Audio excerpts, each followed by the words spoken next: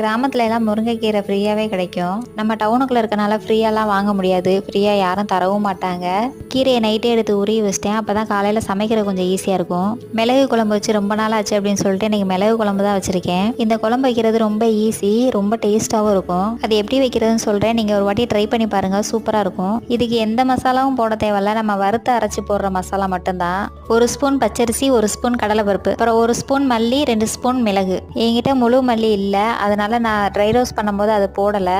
அதுக்கு பதிலாக மல்லித்தூள் கொஞ்சமாக குழம்புல சேர்த்துருக்கேன். இதுக்கு மிளகு கொஞ்சம் கூட போடணும். நான் கம்மியாக தான் போட்டிருக்கேன், ஏன்னா என் பசங்க சாப்பிடுவாங்க அப்படின்றனால கம்மியாக தான் போட்டிருக்கேன். நீங்கள் உங்களுக்கு தேவையான அளவு நீங்கள் போட்டுக்கோங்க. அடுப்பில் ஒரு பாத்திரத்தை வச்சுட்டு அதில் கொஞ்சமாக எண்ணெய் விட்டு கடுகு போட்டு வெடிச்சதுக்கப்புறமா சின்ன வெங்காயம், பச்சை மிளகாய் இது ரெண்டும் சேர்த்து நல்லா வதக்கணும். வதங்கினதுக்கப்புறம் கொஞ்சமாக புளி கரைச்சி ஊற்றிட்டு நம்ம அரைச்சி வச்சிருக்க மசாலாவை அது கூட சேர்த்து கொதிக்க விடணும். நல்லா கொதிச்சு எண்ணெய் பிரிஞ்சு வரும். அந்த டைமில் கொஞ்சமாக கொத்தமல்லி மேலே தூவி இறக்கிடுங்க. அவ்வளோதான், குழம்பு ரெடி.